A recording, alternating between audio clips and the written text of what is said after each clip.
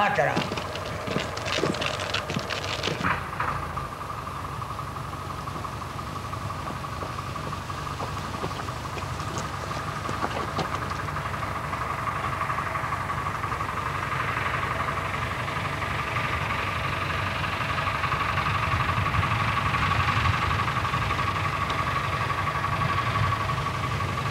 La glaudo faluto da miene, ne daudo l'otto di cabri. La glaudo faluto da miene, ne daudo l'otto di cabri. C'est la glaude. La glaude. Tu connais pas les paroles de la glaude? Non, pas vraiment, non, je les ai même transformées. Tu l'as pris où celle-là en fait? À la Myrmontaise, quand je faisais partie du groupe folklorique de la Myrmontaise de Chalvignac. T'as été dans le folklore, toi? Ouais. Eh ben oui, grâce à ça, on a pu découvrir le monde. Ah oui? Ah oui, oui. Entier? Entier. T'as attaqué à quel âge? Je devais avoir 12 ans, entre 10 et 12 ans par là. Et t'avais appris, mais tu savais danser avant ou pas? Oh, ben, je savais danser avant. Le pas, je le connaissais. Hein. T'avais appris où? Bah, c'était inné, je sais pas, c'est venu comme ça, hop. C'est de voir pas danser les parents, le père ou la mère, et du coup, c'est venu naturellement. Je n'ai pas eu à m'entraîner. Quand on a fait nos entraînements à la Myrmontaise, ben, je voyais que je savais faire. Hein. Ouais. C'était naturel. La glaudo fa lo tu darbi, un pedao col, l'auto di cabri, la glaudo, trouba boulloubi, mitsa caudo, et le laibuyi. J'ai toujours dansé. Bah oui, voilà, ça se passait, il y avait la pièce, il y avait un disque, on avait un disque, judo cadence, René Sager, accordéon et Rispal à la cabrette. Moi, mon univers, c'est quand même accordéon cabrette, quand même. C'est vachement. La musique. Oui, voilà. Et donc il y avait ce disque-là, Judo Cadence, avec lequel on dansait tout le temps. Et voilà, il y avait les adultes qui dansaient, les petits, on devait être autour, essayer par mimétisme de faire la même chose. Et puis voilà, on s'y est mis. Et puis c'est pour ça que j'ai l'impression, je ne sais pas si j'ai dansé d'abord ou marché d'abord, mais enfin, ça a dû se faire à peu près tout ça en même temps, quoi. C'est surtout mon père que j'ai vu danser. On allait en bas, là, de Lascueil à la Maison Rouge, ils appelaient. Et puis là, il se passait, il y avait des soirées, là, pendant les veillées. Et puis ça dansait, les hommes, ça dansait, les femmes, eh ben, ça tricotait. Ça. Donc c'était là que j'avais vu danser mon père. Et puis pour les noces, il y avait pas mal de noces à cette époque-là.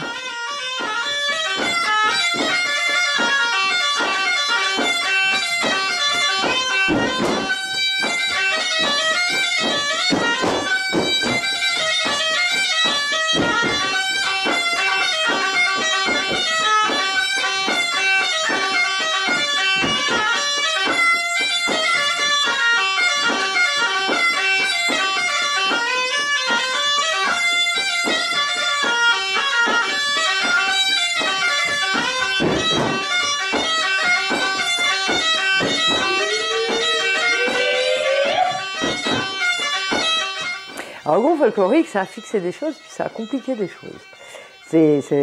Alors, au début, c'était pas un groupe folklorique.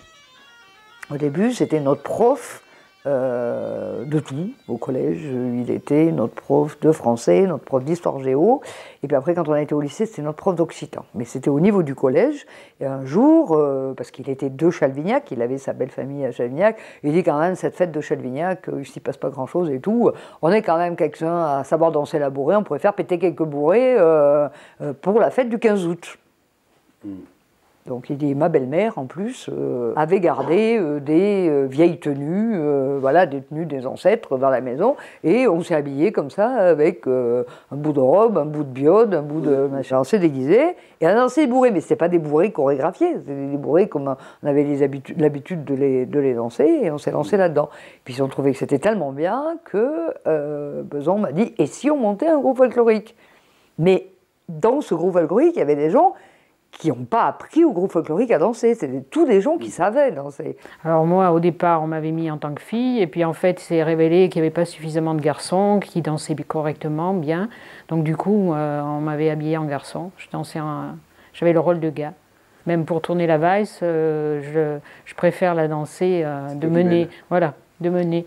Avec un gars, il doit sentir que je suis là. Ça pousse.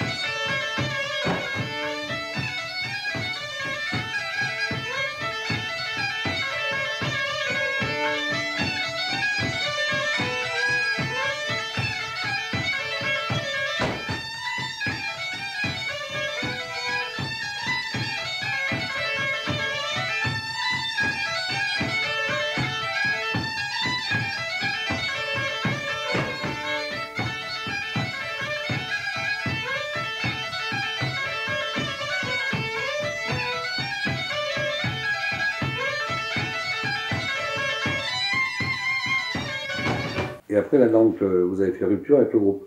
Ouais. Avec les années lycée où on écoutait au foyer des trucs qui se passaient en Bretagne, où il y avait des Alan Stivell, des gens comme ça qui faisaient du collectage, qui resservaient une musique qui était une musique autre, pas mal à l'époque finalement se tournant du folk. Hein. Moi j'étais au lycée, 74, 75, j'avais écouté ça au foyer du lycée, je disais mais enfin pourquoi on est toujours dans les mêmes trucs, pourquoi on fait des chorégraphies comme ça, pourquoi voilà, il y avait tout ça, puis je crois que ça me plaisait plus, quoi. Et donc c'est là que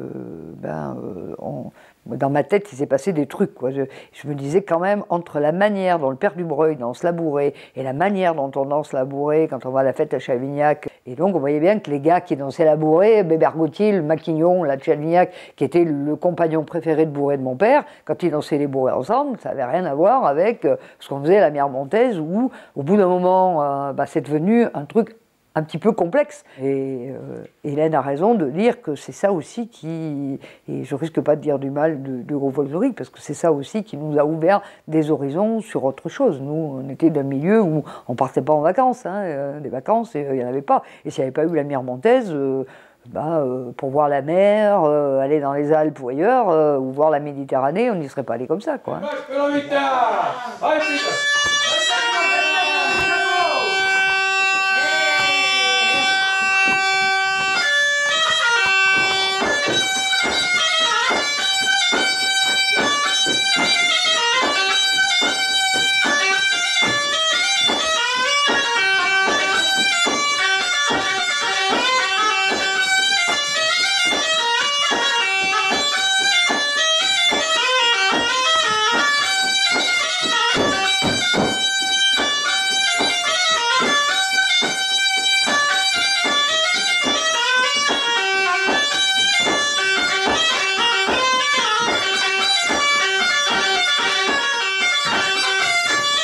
La danse que tu préfères, c'est quoi?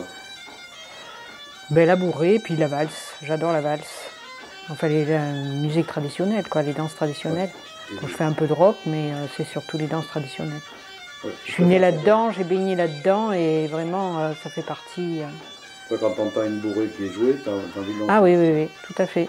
Et quand tu danses, dans ta tête, il se passe quoi? Je sais pas, je la vis cette musique, je sais pas, ça me rappelle mon père, je sais pas, de voir les anciens danser, je sais pas ce que tu veux me faire dire. Et quand tu danses, Ouais. tu as des images qui passent? Ouais, les images qui passent, et puis je sens cette musique, ce rythme. Tu lâches ce qui est autour. Ouais. Et puis bon, ça dépend du partenaire, je sais que je danse beaucoup avec ma sœur, avec José, j'adore danser la bourrée avec elle, il y a une complicité absolue, voilà. On n'a pas besoin de parler, on se regarde et on sait ce qu'on a envie de faire. Voilà. Et j'adore, c'est vrai, il y a des gens comme ça avec qui je m'entends bien dedans. C'est comme, tu as l'impression de te jeter dedans ou simplement d'être porté par le truc? Oh, ben, des fois les deux. Des fois d'être porté, et des fois aussi de donner plus d'intensité, de faire même à la limite de la création, de créer une façon de danser que jusque-là j'avais pas fait. Puis tiens, j'ai envie de faire ça. Un mélange à la fois de force et de création. J'ai toujours l'impression de danser dans une liberté qui m'est toute personnelle et il y a des gens avec qui je me sens encore plus libre que d'autres, hein, comme par exemple en dansant avec Hélène, où vraiment on est dans cette complicité sans problème aucun.